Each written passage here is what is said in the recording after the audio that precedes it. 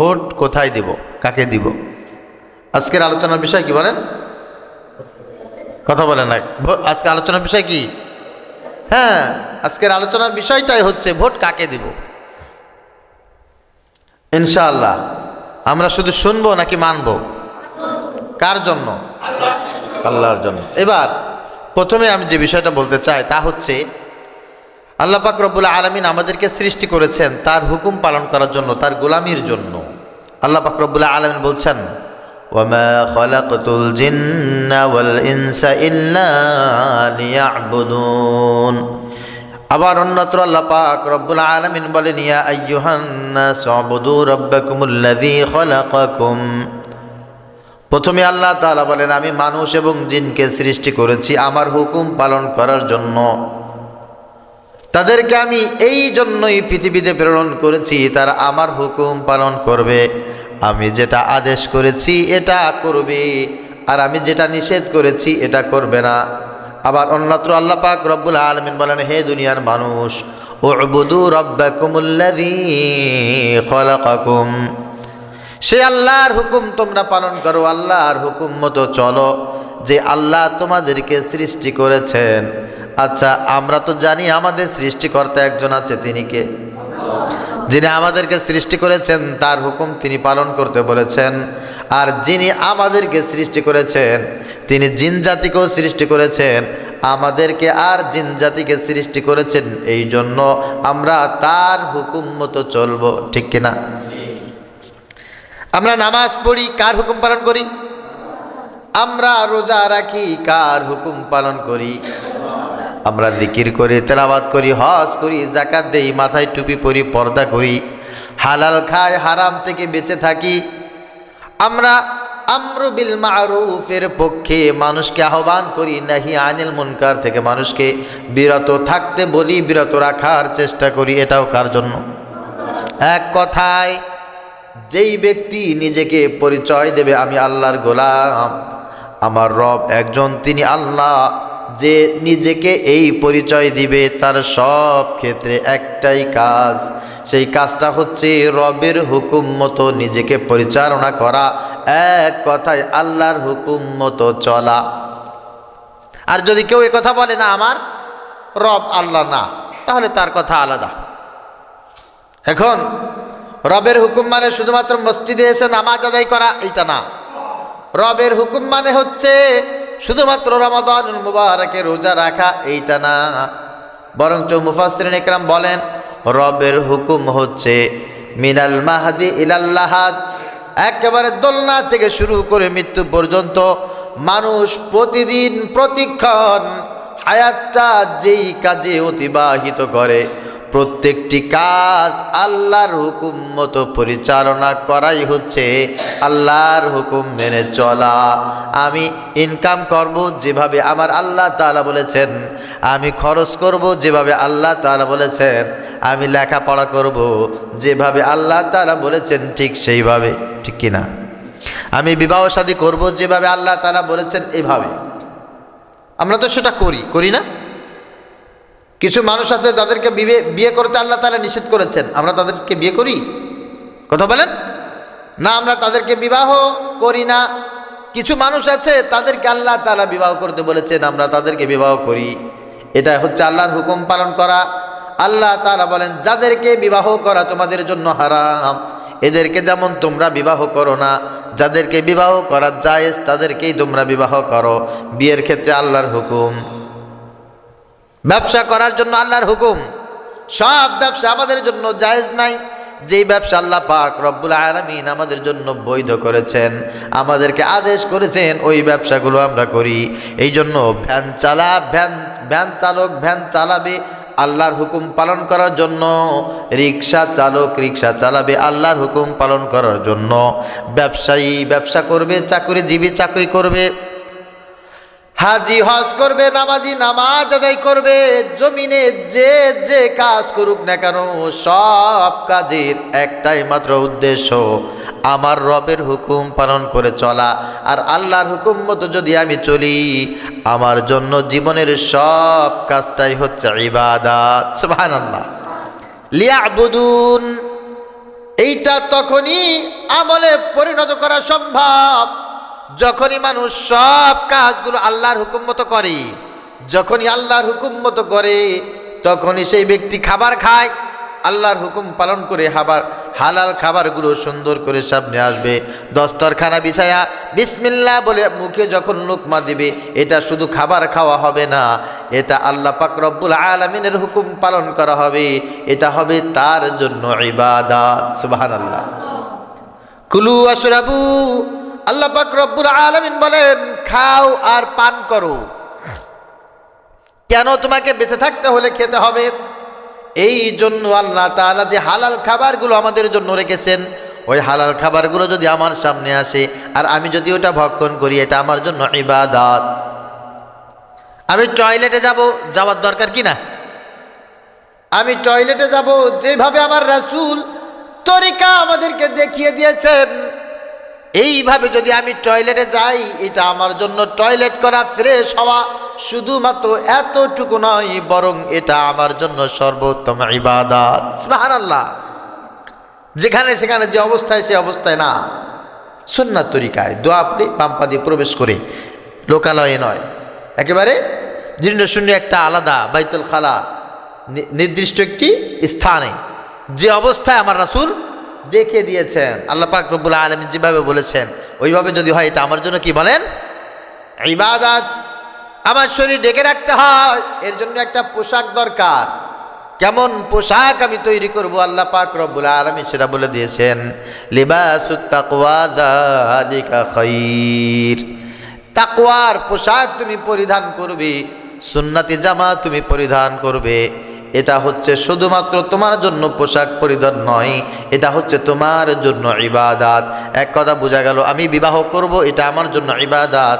কারণ আল্লাহ পাক রব্বুল আলামিন বলেন, ওয়ানকিহুল আয়ামা মিনকুম ওয়াস-সালিহিনা মিন ইবাদিকুম ওয়া ইমাইকুম ফাবাশিরুহুন্না ওয়াআশিরুহুন্না বিল মা'রুফ। আল্লাহ পাক রব্বুল আলামিন কুরআনুল কারীমের অসংখ্য জায়গায় বিবাহের কথা বলেছেন, স্ত্রীর সঙ্গে থাকার কথা বলেছেন। এটা যদি কোনো মানুষ করে আল্লাহর হুকুম পালন করার জন্য, এটা বিবাহ নয়, এটা সংসার নয়, এটার নাম হচ্ছে ইবাদত। সুবহানাল্লাহ। লেখাপড়া করছি আমরা, লেখাপড়া করব, আল্লাহ পাক রব্বুল আলামিন বলেন, ইকরা বিসমি রাব্বিকাল্লাযী খালাক। পড়ো তোমার প্রভুর নামে, যিনি তোমাকে সৃষ্টি করেছেন। এই জন্য আমার পড়া লেখাটাও ইবাদত হবে। যদি আমার রব পড়তে বলেছেন, এই জন্য আমি পড়ি। আমার রব যেভাবে পড়তে বলেছেন সেইভাবে যদি পড়ি, আমার রাসূল যেভাবে দেখিয়ে দিয়েছেন সেইভাবে যদি আমি পড়ি, এটা শুধুমাত্র পড়া নয়, এটার নাম হচ্ছে ইবাদত। এই জন্য আমাদের জিন্দেগিটাই হচ্ছে আল্লাহর হুকুম পালন করার জন্য, আমাদের জিন্দেগিটাই হচ্ছে আল্লাহকে খুশি করার জন্য, আমাদের জিন্দেগিটাই হচ্ছে আল্লাহর ইবাদতের জন্য। তাহলে ইসলাম প্রতিষ্ঠা করার জন্য, দেশ পরিচালনা করার জন্য, রাজনীতি করার জন্য, নির্বাচন করার জন্য এমন কোনো পন্থা পদ্ধতি মনে হয় নাই যেটা আল্লাহ বলেন নাই। এই বিষয়ে আল্লাহ কিছু বলেন নাই? কথা বলেন। হ্যাঁ, আল্লাহ যদি বলে থাকে এই বিষয়টাও যদি আমরা করি, এটা ইবাদত, 100% ইবাদত। আল্লাহ পাক রব্বুল আলামিন কুরআনুল কারীমের অসংখ্য জায়গায় বলে দিয়েছেন কাদেরকে নেতা বানাতে হবে, কাদের রাজনীতি করতে হবে, কার সাথে চলতে হবে, কার পক্ষ অবলম্বন করতে হবে, কার পক্ষে ভোট চাইতে হবে, কার পিছনে চলতে হবে। আল্লাহ পাক রব্বুল আলামিন সেটা বলেছেন নাকি বলেন নাই? বলেছেন। তাহলে আল্লাহ যাদের সঙ্গে থাকতে বলেছেন, আমি যদি তাদের সঙ্গে থাকি, এটা আমার রাজনীতি নয়, এটা আমার জন্য ইবাদত। সুবহানাল্লাহ। আল্লাহ যাদের পক্ষ অবলম্বন করে কথা বলতে বলেছেন, আমি যদি তাদের পক্ষ অবলম্বন করে কথা বলি, এটা আমার জন্য কোনো ক্যানভাসারি নয়, দালালি নয়, বরং এটা হচ্ছে আমার জন্য ইবাদত। আল্লাহ তাআলা যাদেরকে ভোট দিতে বলেছেন, যাদেরকে সাপোর্ট দিতে বলেছেন, আমি যদি তাদেরকে ভোট দেই, আমি যদি তাদেরকে সাপোর্ট করি, এটা আমার ভোট নয়, এটা আমার সাপোর্ট নয়, এটা হচ্ছে আমার জন্য ইবাদত। সুবহানাল্লাহ। তাহলে বোঝা গেল আমরা অনেক ক্ষেত্রে ইবাদত শুধুমাত্র নামাজ, কালাম, হজ, যাকাত, তেলাওয়াত, জিকির এগুলোকে মনে করি, অন্য কিছুকে ইবাদত মনে করি না। যারা অন্য কিছুকে ইবাদত মনে করে না, এদের ব্যাপারে খুব সন্দেহ আছে, খুব সন্দেহ আছে। Islam is the complete code of life. ইসলাম হচ্ছে সব জিনিসের সমাধান, পরিপূর্ণ একটি জীবন বিধান। একেবারেই জন্ম থেকে মৃত্যু পর্যন্ত সব বিষয় সমাধান দিয়েছে ইসলাম। এখানে কোনো কিছুকে কাটপিস করে আলাদা করে ইসলাম থেকে ছোট করার বা আলাদা করার কোনো সুযোগ আমাদের জন্য নাই। এবার আসি যে আমরা কিভাবে আসলে নির্বাচনে অংশগ্রহণ করতে পারি। আল্লাহ পাক রব্বুল আলামিন এই বিষয়ে কি বলেছেন জানা দরকার আছে না? আল্লাহ পাক রব্বুল আলামিন বলেন, ইন্না আনজালনা ইলাইকাল কিতাবা বিল হাক্কি লিতাহকুমা বাইনান নাসি বিমা আরাকাল্লাহ ওয়া লা তাকুন লিল খাইনিনা খাসীমা। কার কথা? হে নবী, নিশ্চয় আমি আপনার উপরে কিতাব নাজিল করেছি, আসমান থেকে আপনার উপরে কোরআনুল কারীম পৌঁছে দিয়েছি। লিতাহকুমা বাইনান নাস বিমা আরাকাল্লাহ, এই কিতাবে আল্লাহ তাআলা যেভাবে দেখিয়েছেন, যেভাবে বর্ণনা করেছেন, এই দেখানো পদ্ধতিতে, এই বর্ণনা করা পদ্ধতিতে আপনি যেন আপনার রাষ্ট্র পরিচালনা করতে পারেন, মানুষের কাছে সব ধরনের বিচার ফায়সালা করতে পারেন। এই কোরআন দিয়ে যেন আপনি ইউনিয়ন পরিষদ পরিচালনা করেন, আপনি আপনার থানা পরিষদ, উপজেলা পরিষদ পরিচালনা করবেন, জেলা পরিষদ পরিচালনা করবেন, স্থানীয় নির্বাচন, জাতীয় নির্বাচন, সব কিছু এই কোরআনুল কারীমের দেওয়া পদ্ধতিতেই পরিচালনা করবেন। এই কারণেই আমি কোরআনুল কারীম নাজিল করেছি, এই কারণে এর ভিতরে আমি বিধান দিয়ে দিয়েছি, ওয়ালা তাকুন লিল খাইনিন খাসীমা।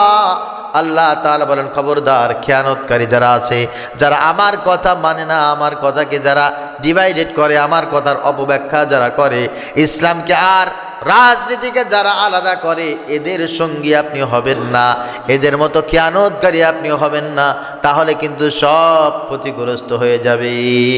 তাহলে বোঝা গেল কোরআনুল কারীমের ভিতরে আছে আমরা কিভাবে দেশ পরিচালনা করব। আছে না? আছে। কোরআনুল কারীমের ভিতরে আল্লাহ পাক রব্বুল আলামিন নিজেই জানিয়ে দিয়েছেন কিভাবে আমি আমার বাবার সাথে কথা বলবো, আমার মায়ের সাথে কথা বলবো। আল্লাহ তাআলা এটাও বলে দিয়েছেন। আল্লাহ তাআলা বলেন, ফালা তাকুল্লাহুমা উফ ওয়ালা তানহারহুমা ওয়া কুল লাহুমা কাওলান কারীমা। মা বাবার সাথে এমন ভাবে কথা বলবে না, মা বাবা তোমার আচরণে কষ্ট পেয়ে যেন উফ শব্দটি ব্যবহার করে, এমন কোন শব্দ মায়ের সঙ্গে বাবার সঙ্গে বলবে না। ঠিক তদ্রূপ আল্লাহ পাক রব্বুল আলামিন বলেন, আতিউল্লাহ ওয়া আতিউর রাসূল ওয়া উলিল আমরি মিনকুম। আল্লাহকে মানো আর রাসূলকে মানো, আর তোমাদের যে আমির তাদেরকে অনুসরণ করো।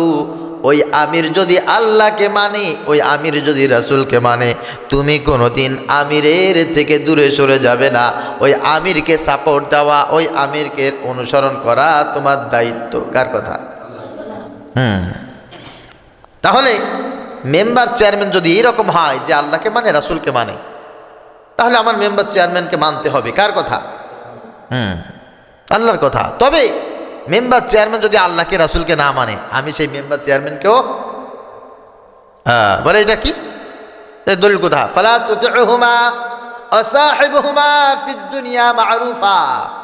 মা বাবাকে তখন মানা যাবে না যদি মা বাবা কুফরের দিকে আমাকে আহ্বান করে, খারাপ কাজের জন্য আমাকে আদেশ করে। মাকে মানা যাবে না, বাবাকে মানা যাবে না। কার কথা? আর ঠিক তদ্রূপ আমার চেয়ারম্যান, আমার মেম্বার, আমার লিডার যদি খারাপ কাজের দিকে আমাকে ডাকে, আমার মেম্বারের কথা শোনা যাবে না, চেয়ারম্যানের কথা শোনা যাবে না, আমার লিডারের কথা তখন শোনা যাবে না। এখন আমাদের বাংলাদেশে এই বিষয়টাকে নিয়ে খুব বেশি প্রোপাগান্ডা ছড়ানো হয়। যারা স্বার্থান্বেষী, যারা স্বার্থবাদী, স্বার্থপর যারা, এরা আমাদেরকে ভুল বুঝায় যে ইসলামের ভিতরে সব কিছু নেই, ইসলামের ভিতরে সব কিছু নেই। ইসলাম এক জিনিস, রাজনীতি এক জিনিস। হ্যাঁ, ইসলামের সাথে রাজনীতির কোনো সম্পর্ক নাই। আমরা মসজিদ চালাবো, আল্লাহ যেভাবে বলেছেন সেভাবে, রাষ্ট্র পরিচালনা করব, ধর্মনিরপেক্ষ মতবাদ, জাতীয়তার মতবাদ, অমুক তমুক এ ও তা ধানাই পানায় মানুষ যা পচা নষ্টা বাসি আবিষ্কার করেছে সেইগুলো দিয়ে, এইগুলো কি কোনো মুসলমানের কথা হতে পারে? কথা বলেন না, মুসলমানের কথা হতে পারে না। এই জন্য আমাদের মসজিদের ইমাম সাহেবদেরকে যারা পরিচালনা করে, তারা নামাজই পড়ে না, অনেক আছে আল্লাহকেই মানে না, অনেক আছে মুসলমানই না, অথচ তারা ইমাম পরিচালনা করে, ঠিক কিনা? আলেমদেরকে পরিচালনা করতে তারা চায়, যারা ইসলামী রাষ্ট্র ব্যবস্থাকেই যারা স্বীকার করে না, শরীয়ত আইনের উপরে যাদের বিশ্বাস নাই, এখান থেকে আমাদের বের হয়ে আসতে হবে। সংক্ষিপ্তভাবে জুমার দিনে যে বিষয়টি আপনাদের সামনে উপস্থাপন করা যায় আমি সেটা আপনাদের সামনে একেবারে খুব সংক্ষিপ্তভাবে বলবো। তা হচ্ছে, প্রথমে ভোট মানে কি? ভোট মানে কি? ভোট মানে কি? সিলমারা। হ্যাঁ, একটা নির্বাচনের দিন দেওয়া হলো, সবাই মিলে যাই আমরা একটা সিল মারে দিয়ে আসলাম। আর কার পক্ষে সিল মারবো? যে আমাকে 500 টাকা দিবে, 1000 টাকা দিবে, তার পক্ষে সিল মারে দিয়ে আসবো, এরকম নাকি? না না না, এরকম না। ভোট মানে কুরআনুল কারীমে যত জায়গায় আল্লাহ পাক রব্বুল আলামিন বলছেন, যাদেরকে আনুগত্য করার কথা বলছেন, তাদেরকে সাপোর্ট দেওয়ার কথা বলছেন, এইটাকে গণতান্ত্রিক ভাষায় বলা হয় ভোট। এই গণতান্ত্রিক বিষয়কে যিনি তৈরি করেছেন তিনি এই গণতন্ত্রের একটা সংজ্ঞা দিয়েছেন, by the people, of the people, for the people. তিনি বলতে চেয়েছেন যে সকল ক্ষমতার উৎস জনগণ। এই কথার উপরে আমাদেরকে ছেড়ে দিয়ে গণতন্ত্রের ভিতরে আমাদেরকে ফেলে রেখেছে, সেই সিস্টেমে এখন পরিচালিত হয়ে আসতেছে। আমি খুব সংক্ষিপ্তভাবে বলবো, বিস্তারিত বলার সময় এখন না। তো আমি যদি আপনাদের কাছে জিজ্ঞাসা করি সকল ক্ষমতার উৎস কে? কথা বলেন, কে? আল্লাহ। তো একজন মুসলমান হিসেবে, রাসূলের উম্মাত হিসেবে আমরা এটা স্বীকার করতে পারি না যে সব ক্ষমতার উৎস জনগণ, এটা আমরা বিশ্বাস করতে পারি না। বলে কারণটা কি? আল্লাহ পাক রব্বুল আলামিন বলেছেন, কুলিল্লাহুম্মা মালিকাল মুলক, সব ক্ষমতার উৎস কে? তাবারাকাল্লাযী বিয়াদিহিল মুলক। এখানেও আল্লাহ তাআলা বলেছেন। তাহলে আমরা প্রথমেই ওখান থেকে বের হয়ে আসব যে আমরা এটা মানি না যে সব ক্ষমতার উৎস জনগণ, এটা আমাদের পক্ষে বিশ্বাস করাও শোভনীয় নয়। তবে যেহেতু আমরা বাধ্য হয়েই এই গণতন্ত্রের ভিতরে চলে আসছি, এখন আমরা টোটাল গণতন্ত্রকে অস্বীকার করে আমরা কোনো রাষ্ট্রে বসবাস করতে পারি না, আমরা রাষ্ট্রের অবকাঠামো পরিবর্তন করার কোনো চিন্তা ফিকিরও করতে পারি না। এখন যদি কেউ চেয়ারম্যান না মানে, এমপি না মানে, ভাইস চেয়ারম্যান না মানে, মেম্বার না মানে, সে কি সমাজে বসবাস করতে পারবে? না। এখন এইটার ভিতর থেকে কিভাবে এই পরিবর্তনটা করা যায়, এর জন্য এই নির্বাচনের সিস্টেমটাকে আমরা গ্রহণ করেছি। এখন নির্বাচনের সিস্টেম দুইভাবে মানুষ গ্রহণ করেছে উলামা একরামদের ভিতরে। এক শ্রেণীর মানুষ বলতেছে এইটাকে গ্রহণ করা ফরজ, আবার কেউ বলতেছে না এটা জায়েজ। দুই পক্ষেরই লোক আছে। তো দুই পক্ষের লোক থাকুক, হারাম তো আর কেউ বলে না, বলে নাকি? ভোট দেওয়া হারাম, এটা কি কেউ বলে না? কেউ বলতেছে ভোট দেওয়া ফরজ, আবার কেউ বলতেছে ভোট দেওয়া জায়েজ। কিন্তু বিষয়টা হচ্ছে, সব ভালো মানুষ যদি এখান থেকে ফিরে আসে, উলামা একরাম যদি এখান থেকে মুখ ফিরিয়ে নেয়, তাহলে ফাসিক, কাফের, জালেম, মুনাফিক, নাস্তিক এবং বেঈমানেরা এই জায়গাটা দখল করে তারা আমাদেরকে পরিচালনা করবে, সমাজ আরও বেশি নষ্ট করবে। এজন্য এই পরিচালনার জায়গাটিতে উলামা একরামের আসতে হবে, ভালো মানুষের আসতে হবে, আল্লাহওয়ালা, দিনদার, সালিহিন, মুত্তাকি, পরহেজগার লোকের আসতে হবে। তা না হলে সমাজের পরিবর্তন আদৌ কোনোদিন সম্ভব নয়। তো ওই জায়গায় যদি আসতে হয়, একজন ভালো মানুষকে, দিনদার মানুষকে, দেশ দরদি মানুষকে যদি এমপি হতে হয়, মন্ত্রী হতে হয়, তাহলে কি ভোট ছাড়া এটা সম্ভব? এত সময়ের ভিতরে যে কথাগুলো আমি বললাম, এই কথাটা, এই কনসেপ্টটা একটু ক্লিয়ার হওয়া দরকার।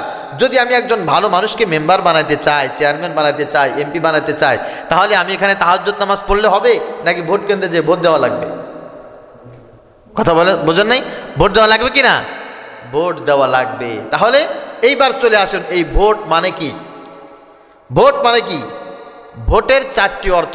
ইসলামী শরিয়া অনুযায়ী ভোটের অর্থ 4টি। 1 নাম্বার হচ্ছে পক্ষ অবলম্বন করা, মুখস্থ করতে হবে সবার। সবার মুখস্থ করতে হবে। এখানে আমি জিজ্ঞাসা করব, ভোট মানে কি? সবাই বলেন।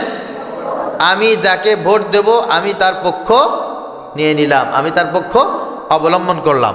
পক্ষ অবলম্বন করা। 2 নম্বরে হচ্ছে তার ব্যাপারে সুপারিশ করা। তাহলে ভোটের প্রথম অর্থ পক্ষ অবলম্বন করা। 2 নম্বর সুপারিশ করা। 2 নম্বর কি? সুপারিশ করা। আমি যাকে ভোট দিলাম তার ব্যাপারে আমি সুপারিশ করলাম। এখন আমার কোনো একটা ছাত্র পড়াশোনা করে নাই বা কোনো একটা নিয়ম ভঙ্গ করেছে, আর একজন এসে তার ব্যাপারে আমার কাছে সুপারিশ করলো, হুজুর এই ছাত্রের ব্যাপারে আমি সুপারিশ করতেছি, এ আর কোনোদিন খারাপ কাজ করবে না, কোনোদিন আর নিয়ম ভাঙবে না, যদি ভাঙে আপনি আমাকে ধরবেন, আমি তার খেসারত দেব, আমি তার ব্যাপারে সম্পূর্ণ জিম্মাদারিত্ব নিলাম। তার ব্যাপারে সে আমার কাছে সুপারিশ করলো। আচ্ছা বলেন দেখি, এই লোক যদি এখন খারাপ কোনো কাজ করে আমি কি তারে ধরবো না যে সুপারিশ করেছে তাকে ধরবো? যে সুপারিশ করেছে আমি তাকে ধরবো, যে দেখেন আপনি এর ব্যাপারে সুপারিশ করেছিলেন, এখন এ তো আপনার কথাও রাখে নাই আমার কথাও রাখে নাই, তো এখন কি করতে হবে? সে তখন বলবে, হুজুর আমাকে মার দিবেন নাকি জরিমানা করবেন, এবার আপনি করেন। তাহলে ভোটের 2 নাম্বার অর্থ কি? সুপারিশ করা। 3 নাম্বার হচ্ছে উকিল নিযুক্ত করা, অভিভাবক বা প্রতিনিধি নিযুক্ত করা। উকিল নিযুক্ত করা, আমি আমার ব্যাপারে একজন উকিল নিযুক্ত করলাম, একজন অভিভাবক আমি নিযুক্ত করলাম। ভোট দেওয়া মানে হচ্ছে উকিল নিযুক্ত করা। বিবাহের সময় উকিল ছাড়া কি বিয়ে হয়? না, বিয়ে দিতে গেলে একজন উকিল লাগে, অর্থাৎ একজন অভিভাবক লাগে, একজন প্রতিনিধি লাগে। আমি নিজে গিয়ে একজনকে সার্টিফাই করে আমি বললাম যে আমার আজ থেকে অভিভাবক হচ্ছে সে। কোনো জায়গায় আমি কোনো একটা প্রতিষ্ঠানে ভর্তি হতে যাব, প্রতিষ্ঠানের উদাহরণটাই নাই দিলাম, ভর্তি হতে যাব, তা ভর্তি হতে গেলে প্রিন্সিপাল সাহেব বললেন যে এই বাচ্চার অভিভাবক কে, অর্থাৎ এই বাচ্চা যদি দুষ্টুমি করে, এই বাচ্চা যদি খারাপ কোনো কাজ করে আমি কাকে ধরবো, এই বাচ্চার যা কিছু লাগবে আমি কাকে বলবো? একজন এসে বললো যে এই বাচ্চার অভিভাবক হচ্ছে আমি। আমি বাচ্চাকে জিজ্ঞেস করলাম তোমার অভিভাবককে? বলে ইনি আমার অভিভাবক, ইনি হচ্ছেন আমার বাবা বা চাচা বা খালা খালু নানা নানি ইত্যাদি একজনকে সে তার তরফ থেকে অভিভাবক নিযুক্ত করলো। এখন এই বাচ্চার যদি বেতন বাকি থাকে কাকে বলবো? সবাই কথা বলেন। অভিভাবককে বলবো। এই বাচ্চা যদি একটা ড্রেস দরকার হয় কাকে বলবো? অভিভাবককে বলবো। এই বাচ্চাকে যদি আমি বহিষ্কার করি কাকে বলবো? আচ্ছা, এই পক্ষান্তরে এই বাচ্চার যদি সম্মান বৃদ্ধি পায়, এই বাচ্চা যদি পুরস্কার প্রাপ্ত হয়, এই পুরস্কারটা কার হাতে তুলে দেব? অভিভাবকের হাতে। তাহলে ভোটের 3 নম্বর অর্থ হচ্ছে কি করা? অভিভাবক। কথা বলে অভিভাবক। হ্যাঁ। 4 নম্বরে ভোট মানে হচ্ছে আমানত রক্ষা করা। আমানত, আমার কাছে একটা জিনিস আছে, এখানে ছাত্ররা যারা আছে, এখানে মুসল্লি যারা আছে, সবাই আমার কাছে কিছু না কিছু জিনিস আমানত রেখেছে, আমানত রেখেছে। এই আমানতটা আমি তাদের কাছে ফিরিয়ে দিলাম। আমানত আমার কাছে রেখেছে, কিন্তু তার মালিকটা আমি না। সবাই 10 টাকা 10 টাকা করে আমার কাছে আমানত রেখেছে। এই 10 টাকার করতে করতে আমার কাছে 1000 টাকা হয়েছে। এখন আমি কি 1000 টাকার মালিক? কথা বলেন না, 1000 টাকার মালিক আমি না। যখন এরা চাইবে তখন তাদের কাছে 1000 টাকা কি করতে হবে? ফেরত দিয়ে দিতে হবে। যখন চাইবে তখন ফেরত দিতে হবে। এটা আমার কাছে আমানত। এই টাকার মালিক আমি না, আমার কাছে রেখে দিয়েছে কিছু সময়ের জন্য, কিন্তু এইটার যে প্রাপ্য তাকে দিয়ে দিতে হবে। মাশাআল্লাহ। তাহলে ভোটের কয় অর্থ বলেছি? সবাই বলেন। 1 নাম্বার পক্ষ অবলম্বন করা, 2 নম্বরে সুপারিশ করা, 3 নম্বরে অভিভাবক নিযুক্ত করা, 4 নম্বরে আমানত রক্ষা করা। আমানত রক্ষা করা। এখন আমরা কি কেউ চাই এমন লোকের পক্ষ অবলম্বন আমি করব যে লোকটা নামাজ পড়ে না? কথা বলেন না। যে লোকটা আল্লাহকে মানে না, রাসূলকে মানে না, যে লোকটা মসজিদ মাদ্রাসার কল্যাণ চায় না, আলেমদেরকে অপমানিত করে, চুরি করে, চাঁদাবাজি করে, মানুষকে কষ্ট দেয়, খারাপ কাজ করে, মিথ্যা কথা বলে, এই সমস্ত একজন মানুষের পক্ষ অবলম্বন করব? করলে ঈমান থাকবে? খুব খেয়াল করে বুঝতে হবে, খুব খেয়াল করে বুঝতে হবে। এই জন্য ভোট দিলেন মানে আপনি দায় এড়ায় গেলেন, বিষয়টা এরকম নয়। আপনি পক্ষ অবলম্বন করলেন। কার পক্ষ অবলম্বন করবেন? 1 নম্বরে যার ভিতরে সততা থাকবে, মানবতা থাকবে, আদর্শ থাকবে, আল্লাহর ভয় থাকবে, আল্লাহকে চিনবে, রাসূলকে চিনবে, এইরকম মানুষ ছাড়া অন্য কারোর পক্ষ অবলম্বন করা জায়েজ নাই। 2 নম্বরে হচ্ছে সুপারিশ করা। কার ব্যাপারে সুপারিশ করবেন আপনি? যে চুরি করে তার পক্ষে সুপারিশ করা যায়? আপনি জানেন একটা লোক গরু চুরি করেছে, 2টা খুব পরিমাণ মার খাইছে। আপনি জানেন যে এই লোকটা ভালো মানুষ না, এই লোকটার ব্যাপারে আপনি যদি সুপারিশ করে এখন থেকে ছেড়ে দেন, ও 2 দিন পরে আবার চুরি করবে। গরু দেখলে ওর মাথা খারাপ থাকে না, মাথা ঠিক থাকে না গরু দেখলে। গত 2-3 দিন আগে এক দোকানের সামনে বসে আছি, পাশ দিয়ে আরেকটা লোক হেঁটে যাচ্ছে, তখন আমার সাথে যে আছে সে তাকে সালাম দিয়েছে, আসসালামু আলাইকুম ভাই, ভালো আছেন? বলে হ্যাঁ ভালো আছি। ভাই মাথায় কি? বলে আমার মাথায় পান নিয়ে যাচ্ছি। কোথায় যাচ্ছেন? বাজারে যাচ্ছি। মাশাআল্লাহ, ঠিক আছে ভাই যান, দোয়া করেন। হ্যাঁ ঠিক আছে। পরে ওই লোকটা আমাকে বলতেছে, হুজুর এই লোকটা কি করে জানেন? আমি বলছি আমি কি করে জানবো, আমি তো চিনি না। বলে এই লোকটা পান চুরি করে। তা আমি ওকে একদিন জিজ্ঞেস করেছি, তুই পান চুরি করিস কেন? বলতেছে সে বলতেছে যে আমি পান চুরি করি না, আমি যখন বড়দের পাশ দিয়ে যাই তখন পান আমাকে ডাকে, আমাকে নিয়ে যা, আমাকে নিয়ে যা। চুরি করতে করতে কিছু মানুষের স্বভাব এরকম হয়ে যায়। সে বলতেছে, হুজুর এই যে লোকটা হেঁটে গেল, এই লোকটা আমাকে বলতেছে ভাই আমি চুরি করি না, তবে আমি যখন বড়দের পাশ দিয়ে যাই পান আমাকে ডাকে। ঠিক তদ্রুপ কিছু ছাগল চোর আছে, কিছু গরু চোর আছে, ওই ছাগল দেখলে তাদেরকে ডাকে, ভাই আমাকে নিয়ে যা। গরু দেখলে তাকে ডাকে যে আমাকে নিয়ে যা, আমাকে নিয়ে যা। পরের সম্পদ তাকে ডাকতে থাকে, আমাকে নিয়ে যা, আমাকে নিয়ে যা। তো এইরকম যদি কোনো চোর থাকে যে মানুষের অপরের সম্পত্তি দেখলে, হ্যাঁ আরেকজনের কোনো কিছু দেখলে ওই সম্পদ তারা ডাকে, আমাকে নিয়ে যা, আমাকে নিয়ে যা। চুরি করা যার ফ্যাশন হয়ে গেছে, যার অভ্যাস হয়ে গেছে, এইরকম কোনো একজন মানুষকে ব্যাপারে আপনি সুপারিশ করবেন, সে আবার চুরি করবে, চুরি করে যখন ধরা খাবে তখন মাইটটা যে আপনি সর্বপ্রথম খাবে, এতে কোনো সন্দেহ নাই। এজন্য যার তার ব্যাপারে সুপারিশ মানুষ করে না। সুপারিশ করতে গেলে কি করতে হয়? মায়ের খাইতে হয়। সুপারিশ করতে গেলে সম্মানিত হতে হয়। আল্লাহ পাক রব্বুল আলামিন সুপারিশ করার ব্যাপারেও বলেছেন, আলহামদুলিল্লাহ বলেন। আল্লাহ বলছেন, মাইয়াশফা শাফাআতান হাসানাতান ইয়াকুন লাহু নাসীবুম মিনহা ওয়া মাইয়াশফা শাফাআতান সাইয়্যাতান ইয়াকুন লাহু কিফলুম মিনহা। তোমাদের ভিতরে যারা ভালো কাজের জন্য সুপারিশ করবে, আমি আল্লাহ পাক রব্বুল আলামিন কিয়ামতের ময়দানে ওই লোকের দ্বারা যত ভালো কাজ হবে সব ভালো কাজের একটা প্রতিদান আমি তোমাকে দিব। সুবহানাল্লাহ বলেন। যার ব্যাপারে আপনি সুপারিশ করতেছেন, ওই মানুষটা যদি 1000 ভালো কাজ করে, আপনি যেহেতু ওই মানুষের ব্যাপারে সুপারিশ করেছেন, ওই 1000 ভালো কাজের সওয়াব আল্লাহ পাক রব্বুল আলামিন আপনাকে দান করে দিবেন। ওমাইয়াশফা শাফাআতান সাইয়্যিআহ ইয়াকুল লাহু কিফলুম মিনহা।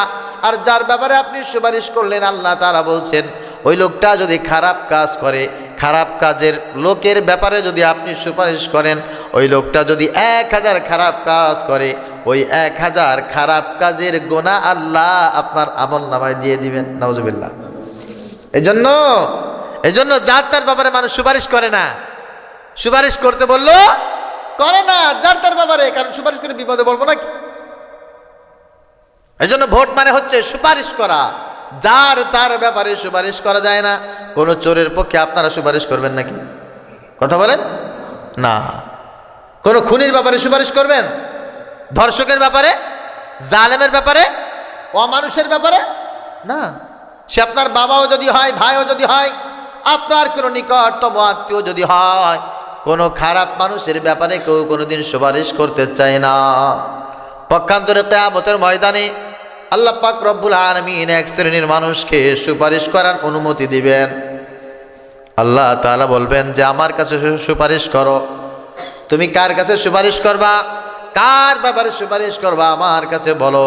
একজন আলেমকে, এমন একজন আলেম, এমন একজন আহলে কোরআন, যে ব্যক্তি কোরআন পড়ে, কোরআন বোঝে, কোরআন মানে, কোরআন অনুসরণ করে, এমন একজন মানুষকে আল্লাহ পাক রব্বুল আলামিন দাঁড় করাবেন, ডেকে বলবেন আমি আজকে তোমার উপরে খুশি হয়ে গেছি। ওয়াশাফাআহু ফি আশরাতিন মিন আহলি বাইতিহি কুল্লুহুম ক্বাদ ওয়াজাবাত লাহুন নার। আল্লাহ খুশি হয়ে বলবে, কিরে কোরআনওয়ালা, তুমি যেভাবে কোরআন পড়েছো, কোরআন বুঝেছো, কোরআন শিখেছো, কোরআন আমল করেছো, আমি আল্লাহ তাআলা তোমার উপরে খুশি হয়ে গেছি। তুমি তোমার পরিচিত এমন 10 জন মানুষের ব্যাপারে আমার কাছে সুপারিশ করো, আমি এই মুহূর্তে তোমার সুপারিশ কবুল করে তাকে ক্ষমা করে দিব। সুবহানাল্লাহ। তাহলে বোঝা গেল কিয়ামতের ময়দানে সুপারিশ করার কি আছে? অপশন আছে। ইয়াউমাইযিল লা তানফাউশ শাফাআতু ইল্লা মান আযিনা লাহুর রাহমানু ওয়া রাদিয়া লাহু কওলা। সূরা মারইয়ামের ভিতরে আল্লাহ পাক রব্বুল আলামিন বলেন, কিয়ামতের ময়দানে আমার অনুমতি ছাড়া কেউ সুপারিশ করতে পারবে না। আমি যার উপরে খুশি হয়ে যাব, আমি যাকে ক্ষমা করে দেব, আমি তাকে বলবো আমার কাছে সুপারিশ করো, আমি আল্লাহ তাআলা তোমার সুপারিশ মঞ্জুর করে দিব। মান যাল্লাযী ইয়াশফাউ ইনদাহু ইল্লা বিইذনিহি। আল্লাহ বলছেন এমন কোনো শক্তি নাই, এমন কোনো পাওয়ার নাই, আমার অনুমতি ছাড়া কেউ আমার কাছে কোনো বিষয়ে সুপারিশ করতে পারে। তাহলে কিয়ামতের ময়দানে সুপারিশ আছে, দুনিয়াও কিন্তু সুপারিশ আছে। সুপারিশ মানে হচ্ছে ভোট। যেই ব্যক্তি ভোট দেয় সেই ব্যক্তি তার ব্যাপারে দুনিয়ার মানুষের কাছে সুপারিশ করে, এমনকি কিয়ামতের ময়দানে আল্লাহর কাছেও তার ব্যাপারে সুপারিশকারী হিসেবে উঠবে। আল্লাহর কাছে উঠবে, কার ব্যাপারে তুমি সুপারিশ করছো। এই জন্য সুপারিশ এমন মানুষের ব্যাপারে করা যায় না যে মানুষটা চুরি করবে, ডাকাতি করবে, ছিনতাই করবে, ঘাট দখল করবে, মাঠ দখল করবে, জনগণকে হত্যা করবে, মিথ্যা মামলা দিবে, মাথার উপরে আঘাত করবে, কুপরামর্শ দিবে, এক কথায় সমাজে অরাজকতা তৈরি করবে, এমন কোন লোকের ব্যাপারে সুপারিশ করা জায়েজ। এটা যদি ইসলামে নাও থাকে তাও তো কোনো মানবতার বিবেক বুদ্ধি বিবেচনায় তো তাকে দাঁড় করানো যায় না যে খারাপ মানুষের ব্যাপারে সুপারিশ করবে। এটা কোনো সমাজ সামাজিকতা অ্যাকসেপ্ট করে কখনো না। তাহলে ভোটের ব্যাপারে প্রথম বলেছি পক্ষ অবলম্বন করা। কার পক্ষ অবলম্বন করবেন? ভালো মানুষের। 2 নম্বরে কার পক্ষে সুপারিশ করবেন? উত্তর হচ্ছে ভালো মানুষের। 3 নম্বরে উকিল নির্বাচন করা। আপনি অভিভাবক হিসেবে কাকে বাছাই করবেন? খারাপ মানুষকে। বংশের ভিতরে যদি একটা কুলাঙ্গার জন্ম নেয়, ও যত ক্ষমতাধর হোক লোকজন তার পরিচয় দিতে চায় না, ঠিক কি না?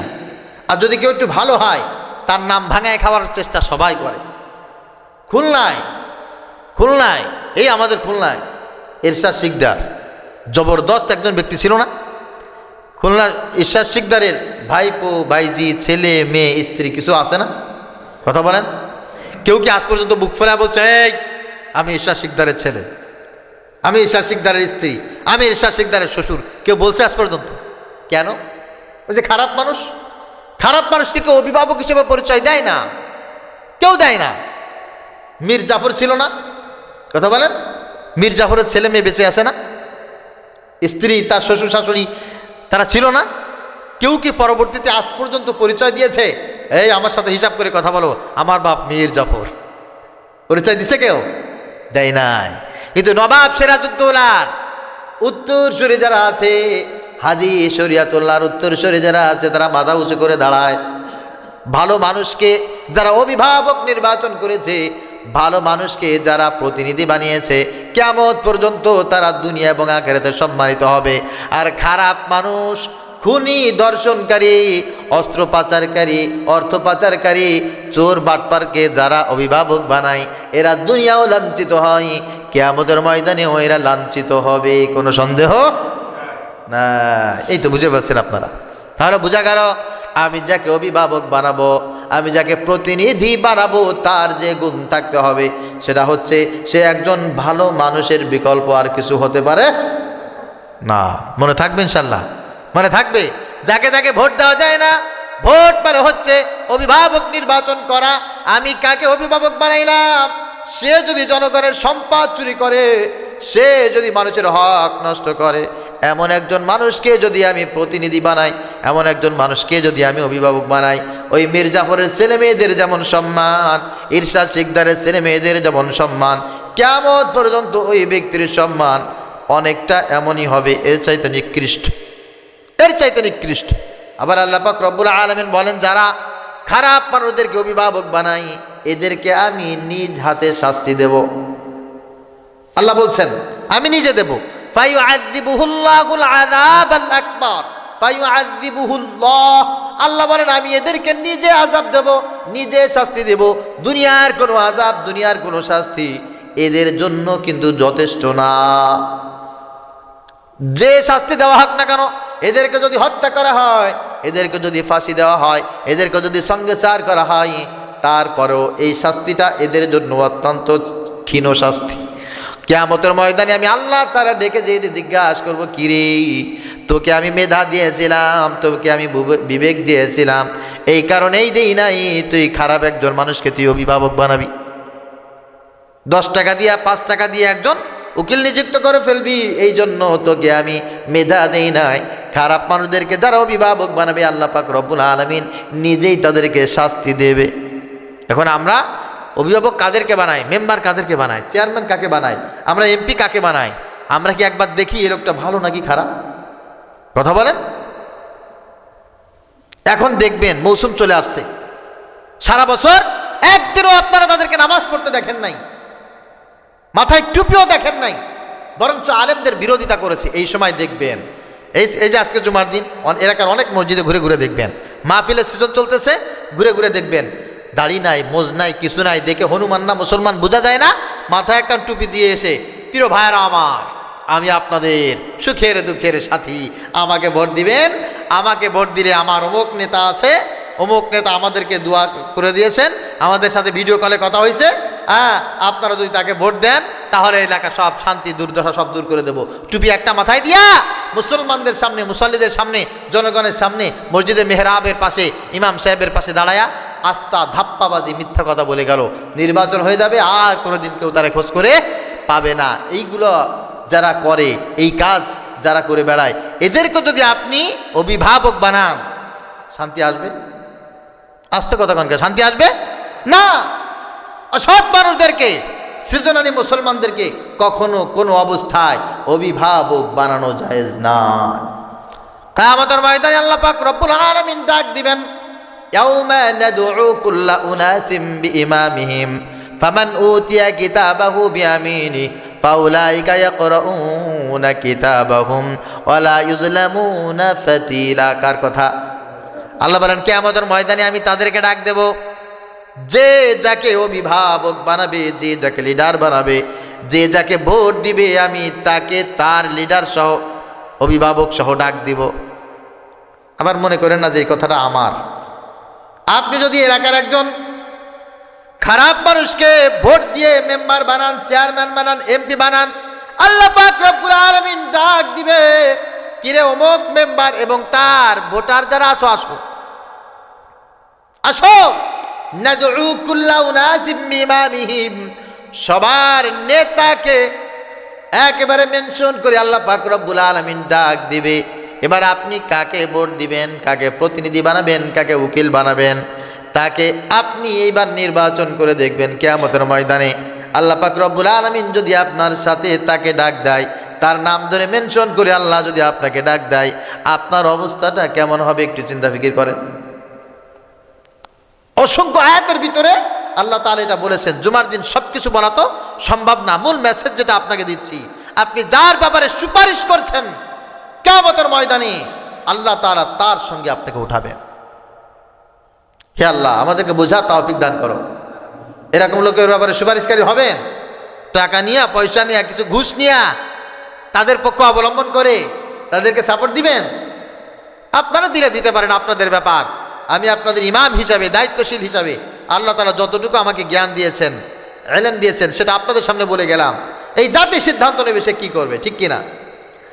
4 নম্বরে, ভোট এমন একটা জিনিস, এটা কিন্তু আপনার ব্যক্তিগত কোনো বিষয় না, আল্লাহর তরফ থেকে এটা একটা আমানত। আমানত, এলাকার সবাই মিলে আমার কাছে কিছু কিছু সম্পদ রেখে দিল, এই সম্পদগুলো আমার না, এই সম্পদগুলো হচ্ছে আমার কাছে আমানত। তারা যখন চাইবে তখন সম্পদগুলো দিয়ে দিতে হবে।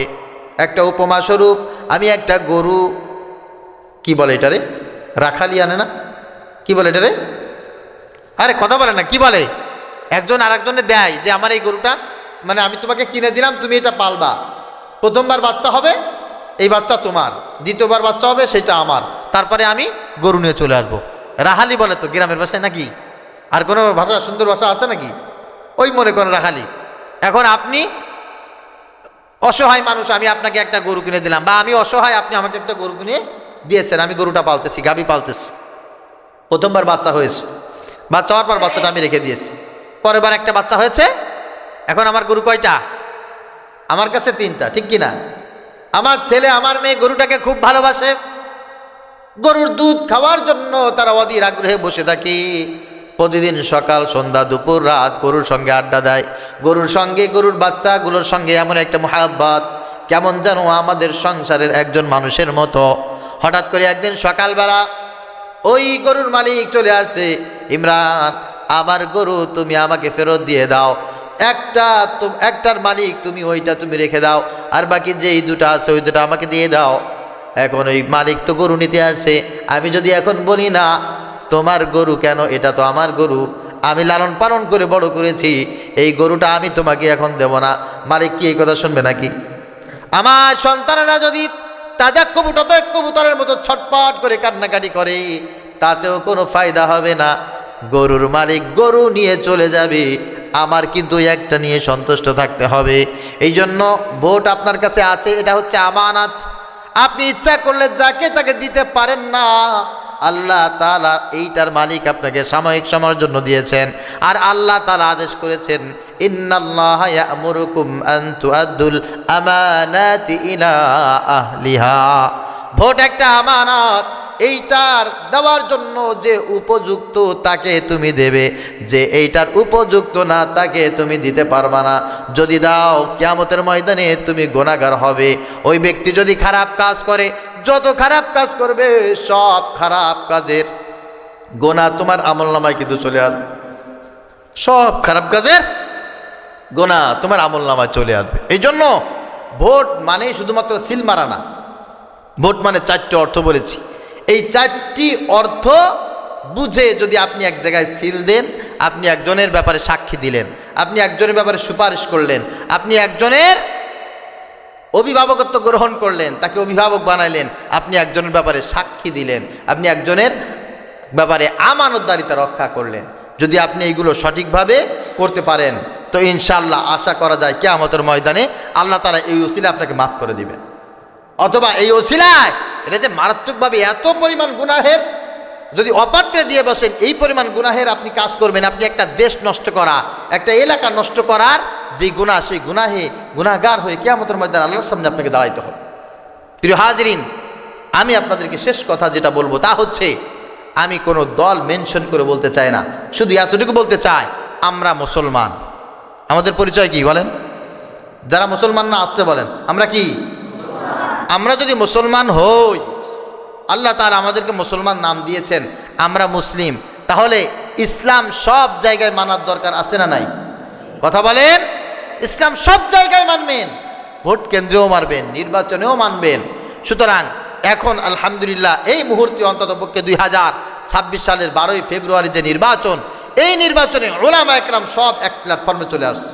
অর্থাৎ আলেম সমাজ, ইসলাম সমাজ এক প্ল্যাটফর্মে, আর অন্য প্ল্যাটফর্মে যারা আছে তাদের পরিচয় আপনারা দেন, আমি দেব না। এক কথায় এক বাক্যে আগামী নির্বাচন হবে ইসলাম বনাম অন্য কিছু, ইসলাম বনাম অন্য কিছু। এই প্ল্যাটফর্মে আপনাকে সিদ্ধান্ত নিতে হবে আপনি ইসলামের পক্ষে থাকবেন নাকি অন্য কোনো পক্ষ অবলম্বন করবেন। সহি সালামতের কথা, আর কোনো কথা নাই, আর কোনো কথা নাই। আপনি যদি ইসলামকে ভালোবাসেন, আপনি যদি মুসলমান হয়ে থাকেন, ইসলামের বাহিরে যাওয়ার আর কোনো সুযোগ একজন মুসলমানের হতে পারে। অন্য দলের ভিতরে যারা মুসলমান বলে নিজেদেরকে দাবি করে, আপনাদের পক্ষ কথা থাকতে পারে, সেও তো মুসলমান। তাহলে আমাদের উত্তর হচ্ছে, একজন মুসলমান ইসলাম ধর্ম প্রতিষ্ঠা করতে চায় না, ইসলাম চায় না, সে আবার মুসলমান হয় কেমন?